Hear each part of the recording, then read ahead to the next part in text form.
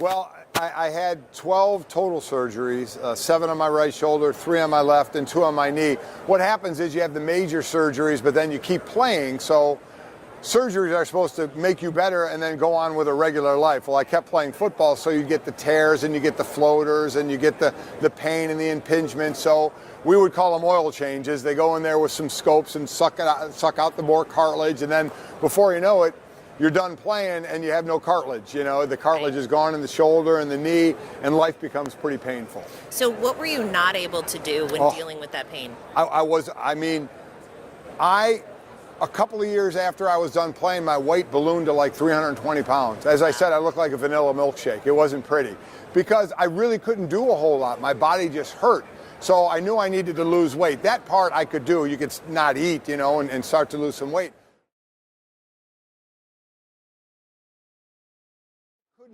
I couldn't live a great functioning life as far as everyday movement. Walking down the stairs hurt, rolling over hurt. If I laid on this shoulder too long, it would go numb.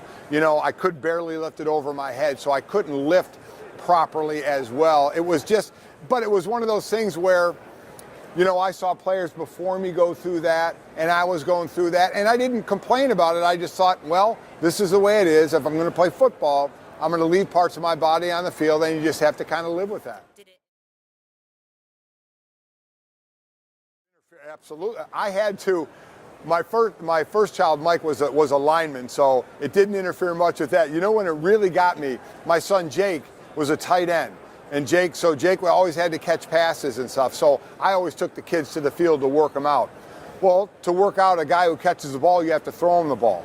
I could maybe throw 3 or 4 passes and my arm would be done. I had to literally go out and buy a jugs machine that the pro teams use, just so I could use the machine to pass him the ball, because I could not throw the ball enough to him or far enough to him because of my shoulder. I certainly couldn't do any running with them at all. I just stood there with a whistle and made them run, but I couldn't do anything. And you know, you always want to be active with your kids. You just want to tell them what to do. You like to show them, and I was younger then and liked to be involved in that.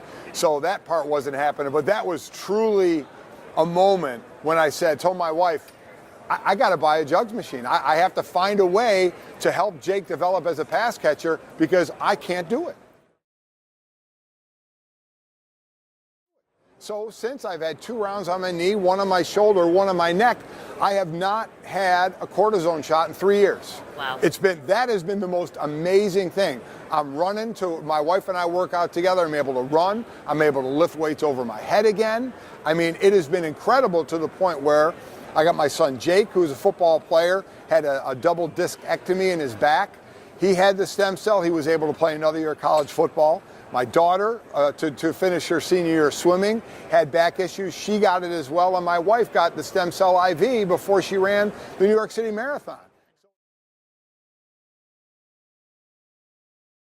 There's one thing to being told what something can do for you, and then there's the process. And the process of all of you has been unbelievable.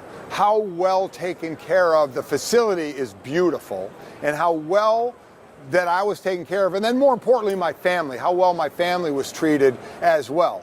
So, but just the process and how well you're treated, what you have to go through, talked through everything.